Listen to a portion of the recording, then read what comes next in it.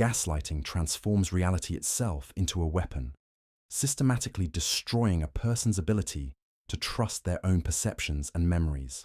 The manipulator starts with small contradictions, denying conversations that occurred or claiming events happened differently than the victim remembers. Over time, these denials escalate into complete rewriting of shared experiences, leaving the victim confused and increasingly dependent on the manipulator's version of reality. The technique is named after a 1938 play, where a husband systematically convinces his wife she's losing her mind by secretly dimming gas lights while denying that the lighting has changed.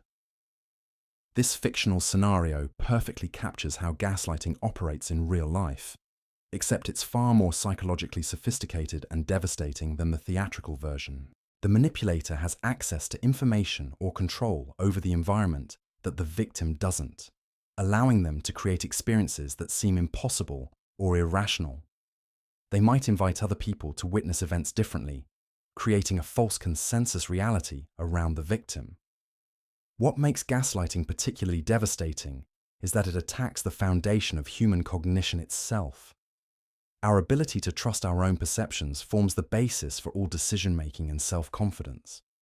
When this foundation is systematically undermined, victims lose their ability to distinguish between truth and fiction, reality and manipulation. They become completely dependent on the manipulator for validation of their experiences and interpretation of events. Clinical studies of gaslighting victims reveal consistent patterns of psychological damage across diverse populations. Subjects report chronic self-doubt, inability to make decisions without external validation, and a persistent feeling that they're somehow fundamentally flawed or incompetent. Many gaslighting victims develop anxiety disorders and depressive symptoms that persist long after the abuse ends. The damage can persist for years after the manipulation ends, as victims struggle to rebuild their confidence in their own perceptions and judgment. Gaslighting works because it exploits the human brain's natural tendency to defer to authority figures and trusted individuals. We're wired to believe that people close to us know us better than we know ourselves. So when someone repeatedly tells us our memories are wrong, something in our psychology starts to question our own mental stability. The victim doesn't realize they're being manipulated because each individual instance of denial seems plausible on its own. It's only through accumulated exposure that the gaslighting becomes devastating enough to notice. What makes gaslighting so insidious is that it creates a dependency loop where the victim needs the manipulator to tell them what reality actually is. The manipulator becomes the only source of truth in the victim's life, and without external validation from trusted sources, the victim spirals deeper into self-doubt and psychological deterioration. The neurological impacts are profound and measurable in brain imaging studies, showing changes in regions responsible for memory and reality assessment. Victims may experience flashbacks and intrusive thoughts years after the abuse ends. They may struggle to trust their own judgment in simple everyday decisions, always second-guessing themselves and seeking reassurance from others. The long-term psychological damage from gaslighting can take years or even decades to recover from, and some victims never fully regain their baseline confidence in their own perceptions and memories. Trick 2. Love bombing. Love bombing is a manipulation technique that weaponizes affection itself, creating an artificial emotional high that renders victims psychologically dependent on their manipulator for survival and validation. The method was first documented in studies of cult recruitment, where researchers noticed that new members were subjected to overwhelming displays of affection and attention before being gradually isolated and controlled. Love bombing begins with an intense courtship phase, where the manipulator showers their target with excessive attention, gifts, and declarations of love or admiration. This bombardment of positive reinforcement creates powerful neurochemical changes in the victim's brain, flooding them with dopamine and oxytocin that produce feelings of euphoria and attachment. The manipulator carefully studies the victim during this phase, identifying their emotional needs, insecurities, and desires. They learn what makes the victim feel valued and appreciated, then weaponize that knowledge for maximum psychological control. The crucial element of love bombing is its artificial nature and inevitable withdrawal. Once the victim becomes emotionally dependent on the intense attention, the manipulator begins to gradually reduce their affection and availability. This creates a psychological condition similar to drug withdrawal, where the victim becomes desperate to regain the emotional high they experienced during the initial phase. They begin modifying their behavior, compromising their values, and sacrificing their independence in attempts to restore the manipulator's attention. The withdrawal phase is carefully calibrated to maintain control without completely destroying the relationship and driving the victim away. The manipulator provides just enough intermittent reinforcement to keep the victim hoping for a return to their initial phase, while ensuring they never feel secure enough to assert independence. This creates what psychologists call a trauma bond, where the victim becomes addicted to the unpredictable pattern of affection and withdrawal. The intermittent reinforcement schedule operates on the same principles as gambling addiction, creating powerful conditioning that's incredibly difficult to break even after the relationship ends. Research into love bombing reveals that victims often describe feeling like they're living in a constant state of emotional starvation, desperately seeking approval from the person who created their hunger for validation. The technique is particularly effective on individuals who have experienced previous emotional neglect or who have low self-esteem, as they're more likely to interpret the initial bombardment as genuine love rather than manipulation. What makes love bombing so devastating is that it hijacks the brain's reward system entirely, making the victim neurologically dependent on the manipulator's validation. The victim doesn't realize they're being conditioned. They believe they're simply in love, and therein lies the technique's terrible power. The emotional rollercoaster of love bombing, followed by withdrawal, can destroy a person's psychological stability. Victims report feeling confused about what love actually means and struggle to form healthy relationships for years afterward. They may jump from one abusive relationship to another, seeking to recreate the intense emotional high of the initial love bombing phase, not realizing they're repeating a trauma pattern. Trick 3. Poltering. Poltering represents perhaps the most subtle form of psychological manipulation through a process of telling technical truths while creating completely false impressions, allowing manipulators to maintain plausible deniability while achieving their deceptive goals. Poltering was first systematically studied by researchers examining testimony in legal proceedings, where witnesses could provide technically accurate information while misleading judges and juries with devastating effectiveness. The technique reveals a fundamental flaw in how humans process information and what we consider deception. Poltering works by exploiting the human tendency to assume that someone providing factual information is being honest overall. The manipulator selects specific truths that support their desired narrative while carefully omitting information that would contradict it. Unlike outright lying, poltering allows the manipulator to pass lie detector tests and maintain their reputation for honesty, while still achieving deceptive outcomes that serve their interests. This makes it legally and morally ambiguous in ways that outright lying isn't, creating grey areas exploited by sophisticated manipulators. The technique is particularly insidious because it weaponizes the victim's trust and reasonable expectations about communication. When someone hears factual information, they naturally assume they're receiving a complete and accurate picture of the situation. Polterers exploit this assumption by providing carefully curated facts that create false impressions without technically lying or breaking any explicit rules. If confronted, they can always claim misunderstanding rather than intentional deception. This plausible deniability is a central feature of the technique's power and what makes it so dangerous. Professional manipulators use poltering in sophisticated ways that can reshape entire organizations or political landscapes without ever telling a single lie. A corporate executive might tell shareholders that profits increased 20% while failing to mention that this increase came from massive layoffs that will damage the company's long-term prospects. A politician might cite accurate statistics about economic growth while omitting information about rising inequality or environmental costs. A spouse might describe their financial situation using only technically true numbers while omitting debts or secret accounts. The effectiveness of poltering lies in its exploitation of cognitive shortcuts that humans use to process information efficiently. We rely on trusted sources to provide complete information, and we rarely have the time or resources to independently verify every claim we encounter. Poulterers understand these limitations and craft their communications to take advantage of our natural information processing habits.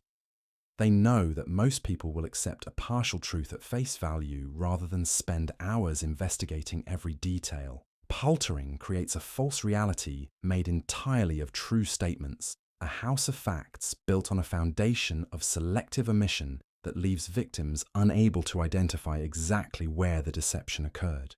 The victim can't accuse them of lying because technically nothing they said was false, even though everything they conveyed was deceptive. Poultering is particularly effective in professional and political contexts where facts are expected, but intentional deception would be career-ending.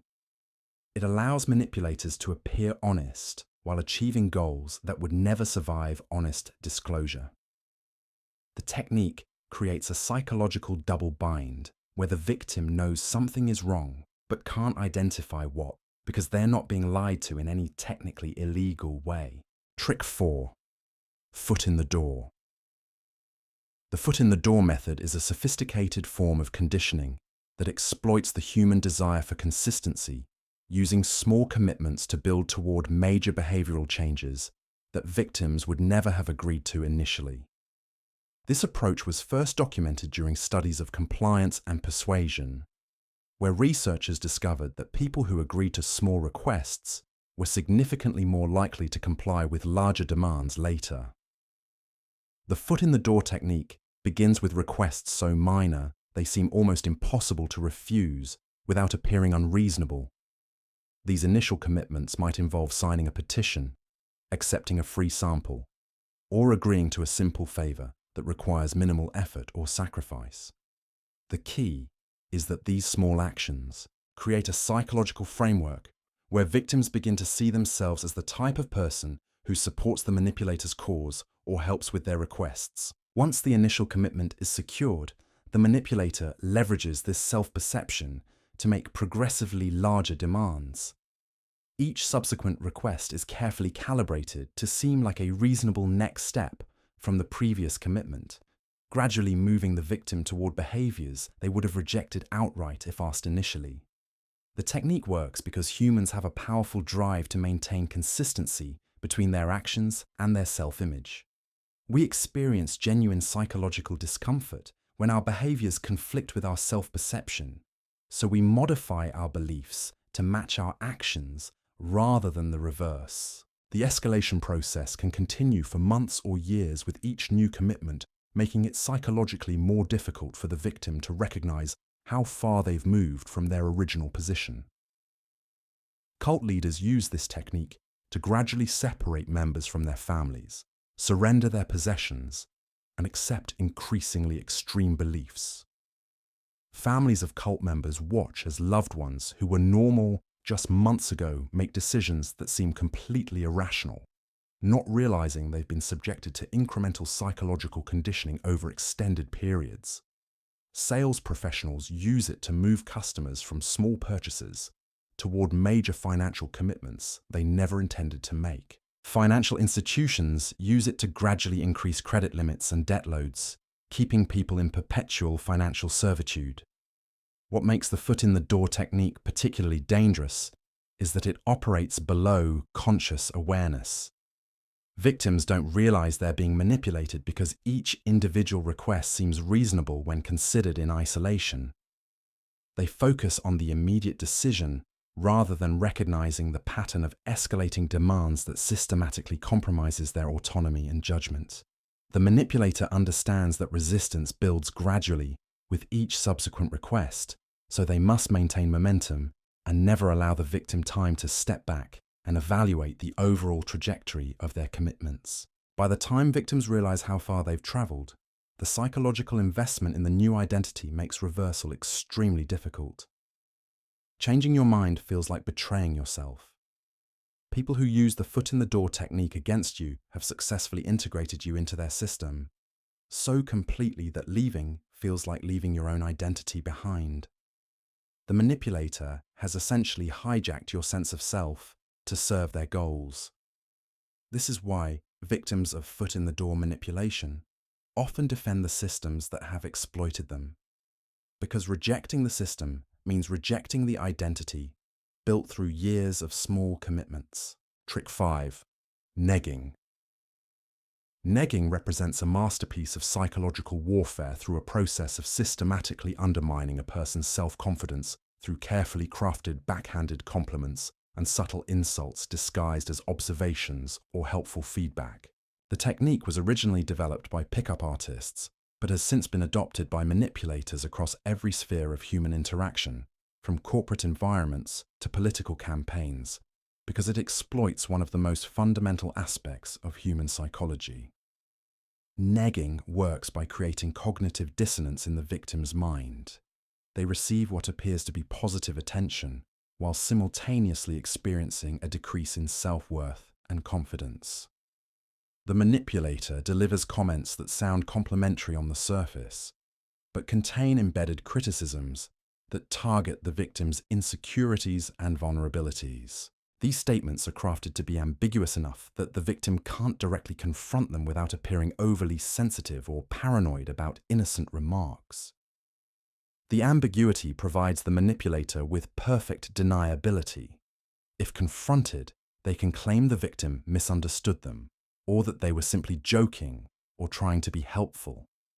The neurological impact of negging is profound because the human brain processes negative information more thoroughly than positive information.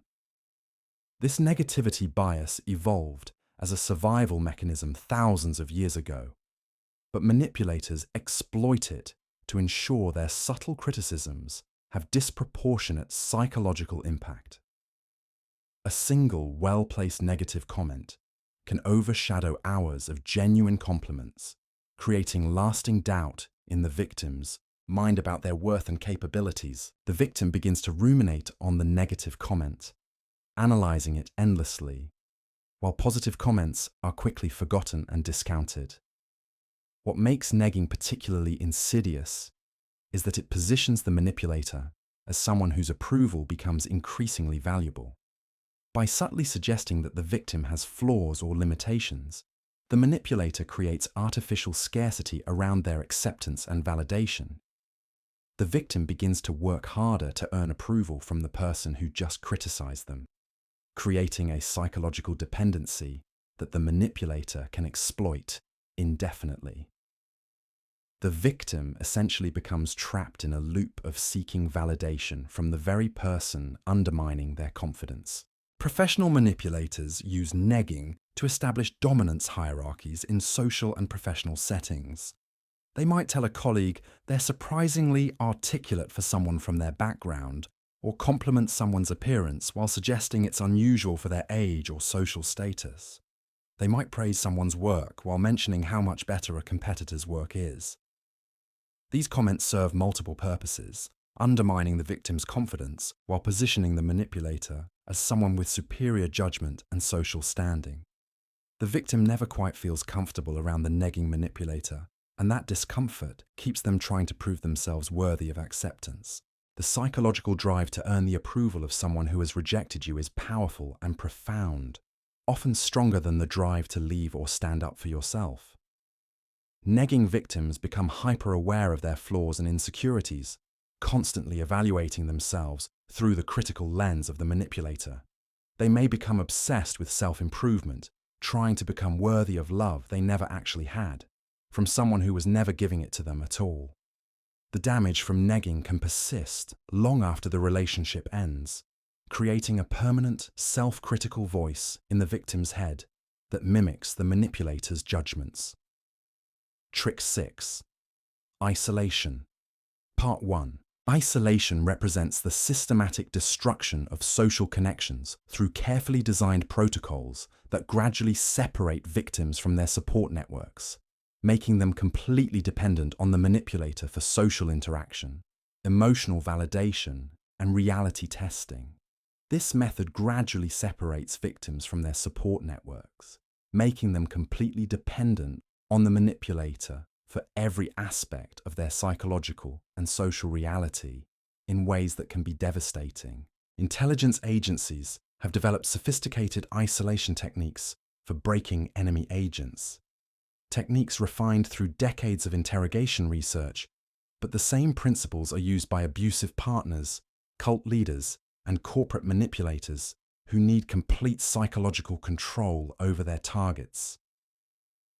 Isolation begins subtly, with the manipulator expressing concern about the victim's relationships with family and friends. They might suggest that certain people are taking advantage of the victim, don't truly understand them, or are somehow holding them back from achieving their potential. These criticisms are carefully crafted to contain elements of truth, making them difficult to dismiss outright, while planting seeds of doubt about previously trusted relationships. The manipulator then creates increasingly compelling reasons why the victim should limit contact with their support network. They might schedule important activities during times when the victim planned to see friends, create emergencies that require immediate attention, or gradually relocate the victim away from their established social connections. Each separation is presented as temporary or necessary, but the cumulative effect is the systematic destruction of the victim's independent social reality. Once isolation is achieved, the manipulator becomes the victim's only source of social feedback and emotional support. This creates total psychological dependency because humans require social interaction for psychological stability and accurate perception of reality. Without outside perspectives to challenge the manipulator's version of events, victims lose their ability to recognize abuse or manipulation. They become trapped in a psychological prison where their captor is also their only companion. The effectiveness of isolation is enhanced by the manipulator's intimate knowledge of the victim's psychology gained during the relationship. They understand exactly which relationships are most important to the victim and which criticisms will be most effective in driving wedges between them. This personalized approach makes the manipulation feel like genuine concern rather than deliberate sabotage designed to control and dominate. The manipulator also weaponizes guilt and obligation, reminding the victim of sacrifices made on their behalf while isolating them from support systems. When the victim does manage to maintain contact with outside relationships despite the manipulator's efforts, the manipulator deliberately creates conflict between the victim and their loved ones, positioning themselves as the only person who truly understands or accepts them. They might tell the victim that their family is trying to turn them against the manipulator, or convince loved ones that the victim is becoming unreasonable or mentally unstable. Each interaction becomes an opportunity to drive wedges deeper into existing relationships. Over months or years, the victim's entire social world contracts until the manipulator is the only person they regularly interact with or trust.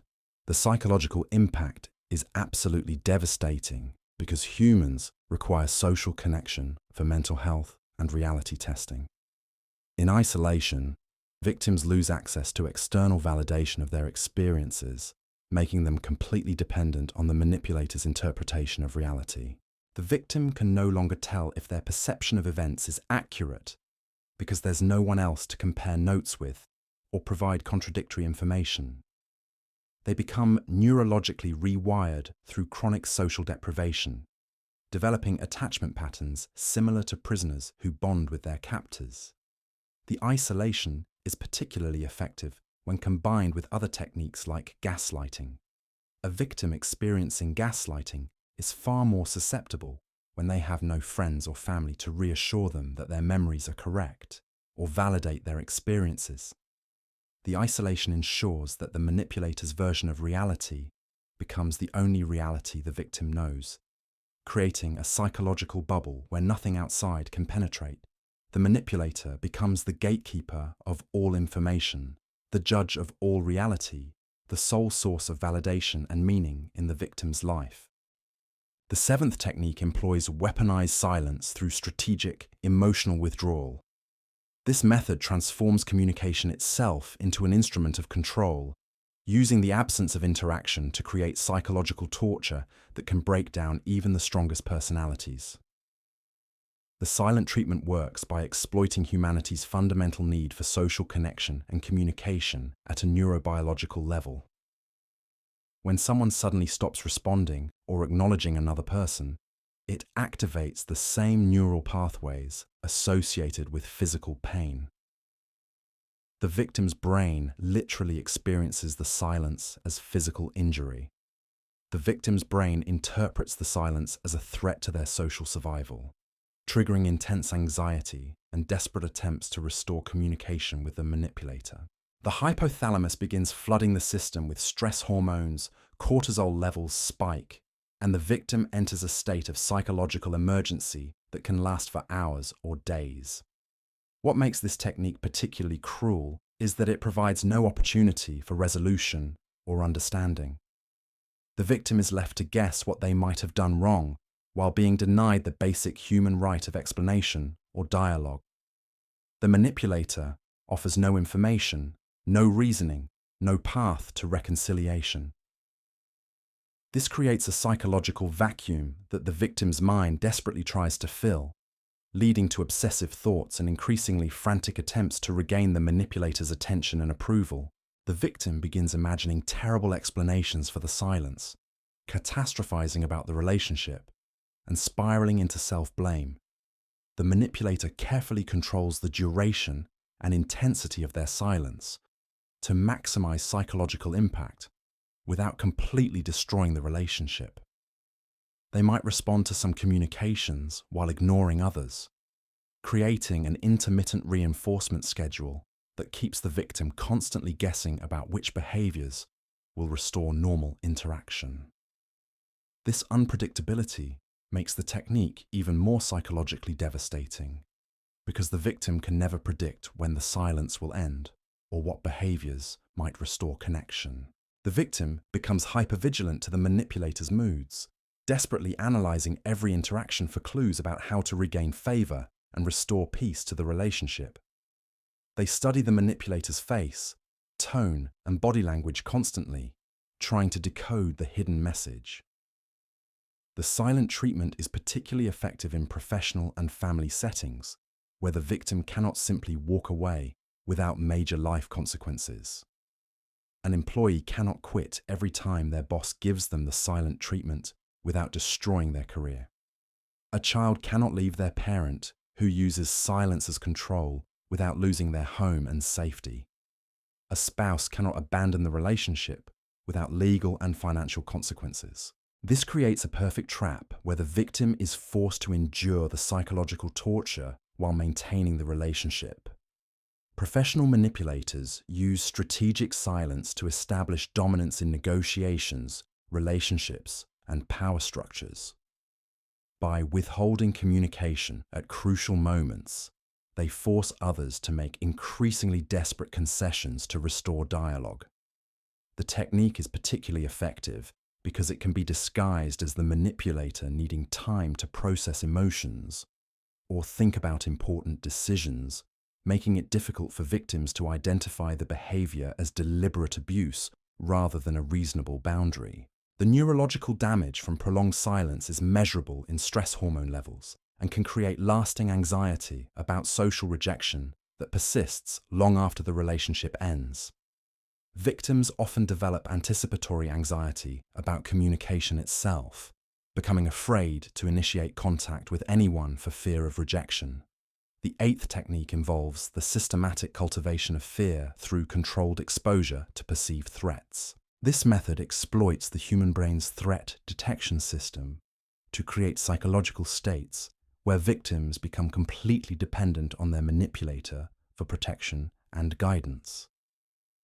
The technique has been used throughout history by totalitarian regimes, religious organizations, and individual predators who understand that frightened people make poor decisions and readily surrender autonomy in exchange for promised security. Fear cultivation begins with the identification or creation of legitimate concerns that already exist in the victim's environment. Perhaps the victim is already worried about financial instability, health concerns, or social rejection. The manipulator then systematically amplifies these fears through selective presentation of information, exaggeration of risks, and constant reminders of potential dangers.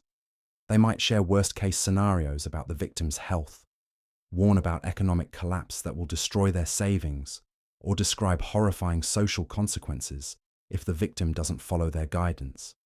They position themselves as uniquely qualified to understand and address these threats, making their guidance seem essential for the victim's survival and well-being. The manipulator becomes the expert, the protector, the only one who can save the victim from disaster. The neurological impact of chronic fear exposure is profound because it impairs the brain's capacity for rational decision-making. When the amygdala is constantly activated by perceived threats, it overwhelms the prefrontal cortex's ability to engage in critical thinking and long-term planning.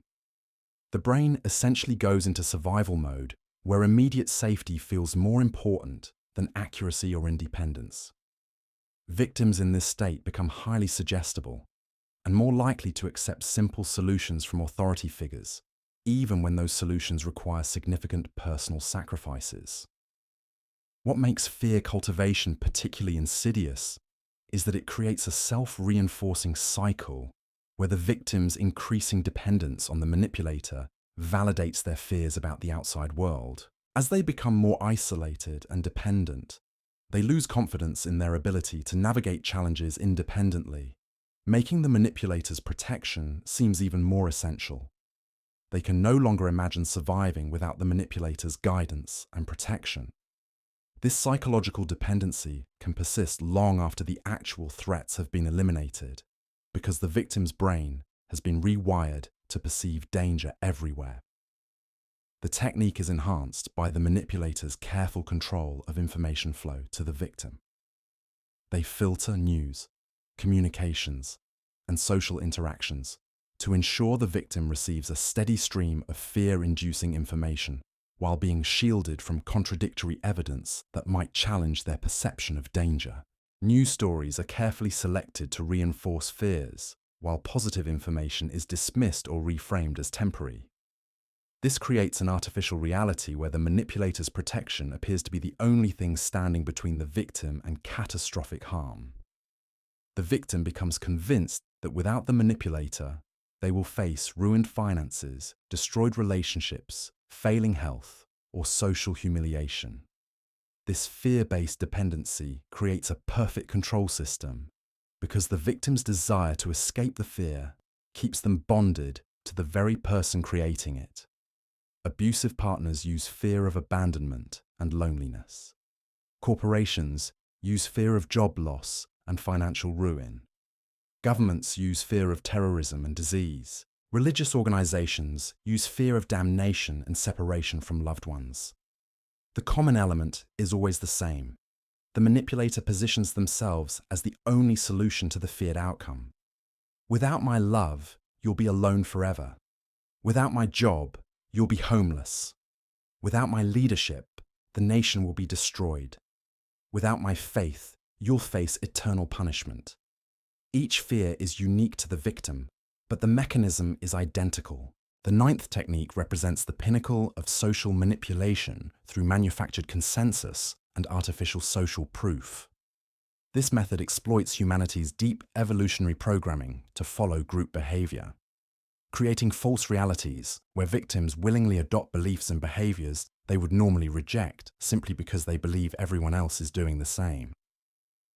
The technique has been perfected by intelligence agencies, marketing corporations, and political movements who understand that humans will abandon their own judgment when presented with overwhelming evidence of social consensus. Manufactured consensus begins with the systematic creation of false indicators that suggest widespread acceptance of the manipulator's desired beliefs or behaviors. This might involve fake testimonials, purchased reviews, artificial social media engagement, coordinated comment campaigns, or carefully orchestrated public demonstrations that create the illusion of grassroots support. The manipulator ensures these false indicators are highly visible and memorable, taking advantage of the availability heuristic that makes easily recalled examples seem more common than they actually are. If you see the same opinion expressed in 10 different places, your brain assumes it must be popular, even if those 10 places are actually the same AstroTurf campaign. The psychological impact of perceived social consensus is profound because humans evolved in small tribal groups where following the majority was essential for survival and acceptance. Our brains are hardwired to interpret widespread behavior as safe and appropriate, even when that behavior might be harmful to our individual interests. This evolutionary programming makes us vulnerable to manipulation when artificial consensus is skillfully constructed around us. We literally cannot help but feel pressure to conform when we believe the majority supports something. What makes this technique particularly powerful is its self-reinforcing nature. Once victims begin conforming to the artificially created consensus, they become part of the social proof that convinces others to follow the same path. The manipulator's false reality becomes increasingly real as more people participate in it, creating a momentum that can reshape entire communities or societies without anyone realizing they've been manipulated. Each new person who conforms increases the apparent legitimacy of the false consensus. Professional manipulators enhance manufactured consensus through strategic use of authority figures and influencers who appear to independently endorse the desired beliefs or behaviors. These endorsements are often purchased or coerced, but they appear genuine to observers who assume that respected figures would only support legitimate causes. The technique becomes even more effective when multiple apparent authorities provide consistent messaging, creating an overwhelming impression of expert consensus that no individual feels qualified. To challenge. When doctors, scientists, celebrities, and news anchors all appear to agree, who is the ordinary person to question them? Manufactured consensus becomes particularly powerful when combined with social media algorithms that show you content matching your existing beliefs. Your feed becomes an echo chamber where the false consensus appears even stronger because you see it reflected everywhere. Everyone you follow seems to support the narrative. Every comment you see agrees with it. Every news story reinforces it. Your social media creates an artificial reality so convincing that questioning it feels like standing against the entire world. Marketing departments use manufactured consensus to make ordinary products seem like must-haves that everyone already owns. Political campaigns use it to make unpopular policies seem inevitable and widely supported. Cults use it to make bizarre beliefs seem reasonable and universally accepted. The technique works because humans are fundamentally social creatures who evolved to survive within groups. Going against the apparent consensus feels like social suicide, like losing your tribe, like becoming an outcast.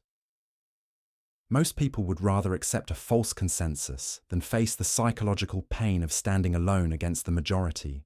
The 10th and most sophisticated technique involves the complete reconstruction of a victim's reality through systematic reality distortion protocols.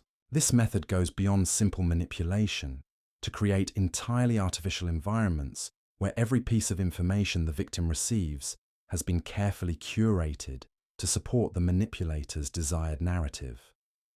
The technique was originally developed by totalitarian regimes for prisoner rehabilitation, but has been adapted for use in corporate environments, religious organizations, and personal relationships where complete psychological control is the objective. Reality distortion begins with the systematic control of information sources available to the victim. The manipulator gradually eliminates or discredits alternative perspectives while positioning themselves as the primary authority on truth and reality. They might restrict access to outside media, discourage relationships with people who hold different views, or systematically undermine the credibility of any information that contradicts their narrative by labeling it as misinformation or propaganda. The construction of artificial reality requires extraordinary attention to detail, because any inconsistency can shatter the illusion and reveal the manipulation. The manipulator must anticipate questions, prepare explanations for apparent contradictions, and maintain consistent messaging across all communications. They often employ teams of assistants or collaborators who help maintain the artificial environment and reinforce the desired narrative through multiple channels. Everyone in the victim's world speaks the same approved language, expresses the same approved thoughts, and presents the same version of reality. What makes reality distortion so devastating is that it attacks the very foundation of human cognition. Our understanding of the world depends on our ability to process information from multiple sources and compare different perspectives to arrive at reasonable conclusions. When this process is systematically corrupted, victims lose their capacity for independent thought and become completely dependent on their manipulator for understanding of basic reality. They can no longer trust their own ability to evaluate information, so they abdicate that responsibility entirely to their manipulator.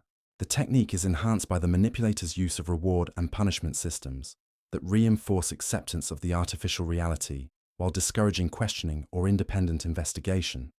Victims who embrace the manipulator's version of events receive praise, privileges, social acceptance, and emotional rewards within the controlled environment. Those who express doubt or ask uncomfortable questions face criticism, isolation, shame, and punishment that gradually conditions them to suppress their natural skepticism and curiosity. Over time, victims learn that agreement brings safety and peace, while questioning brings conflict and rejection.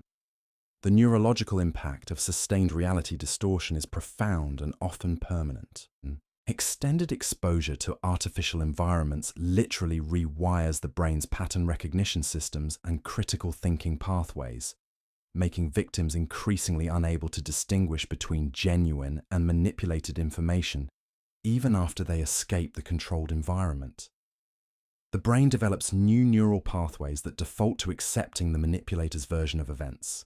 Recovery can take years of careful rehabilitation with qualified professionals who understand the specific damage caused by systematic reality manipulation and can help rebuild the victim's confidence in their own perception. These 10 techniques represent the most advanced psychological warfare methods ever developed, refined through decades of research and real-world application in scenarios where human freedom and dignity were systematically destroyed. Each method exploits fundamental aspects of human psychology that exist in every person, making them universally applicable regardless of intelligence, education, or social status. The manipulators who employ these techniques understand that true power lies not in obvious coercion, but in the ability to make victims willingly surrender their autonomy while believing they're making free choices. They recognize that the most successful manipulation is that which leaves no trace of its existence in the victim's conscious awareness, creating psychological prisoners who defend their own captivity and even feel grateful to their captors. Understanding these methods isn't about learning to control others, but about recognizing when these techniques are being used against you so that you can protect yourself and your loved ones. In a world where psychological warfare has become the preferred weapon of corporations, politicians, cult leaders, and individual predators, knowledge of these methods represents your only defense against becoming their victim. The sophistication of modern manipulation techniques means that traditional warning signs are no longer sufficient protection against subtle attacks. These methods operate below conscious awareness, exploiting cognitive biases and emotional vulnerabilities that exist in every human mind, regardless of how intelligent you are. they can be deployed gradually over months or years, making them nearly impossible to detect until significant psychological damage has already occurred, and the victim is completely entangled in the manipulator's web. Recognition of these techniques requires constant vigilance and a willingness to question your own perceptions and decisions, especially when something feels off. But you can't quite articulate why. It demands that you maintain connections with trusted individuals who can provide outside perspectives on your experiences and challenge your assumptions when necessary. Most importantly, it requires accepting the uncomfortable truth that your mind, regardless of how intelligent or educated you believe yourself to be, contains predictable vulnerabilities that skilled manipulators can systematically exploit with devastating precision. The battle for psychological independence is fought every day in conversations, relationships, media consumption, and decision-making processes that seem completely ordinary on the surface. The weapons are invisible, the attacks are subtle, and the casualties often never realize they've been harmed until years of manipulation have left them broken and traumatized. But for those who understand how these dark psychological techniques operate, this knowledge becomes armor against manipulation and a foundation for genuine freedom in a world where minds have become the ultimate battleground. This awareness transforms you from a potential victim into a conscious observer of your own psychology, capable of recognizing when someone is trying to exploit you and strong enough to resist their influence. You become inoculated against these techniques, able to maintain psychological independence even when facing sophisticated manipulation designed to break you down. The knowledge itself becomes your greatest defense.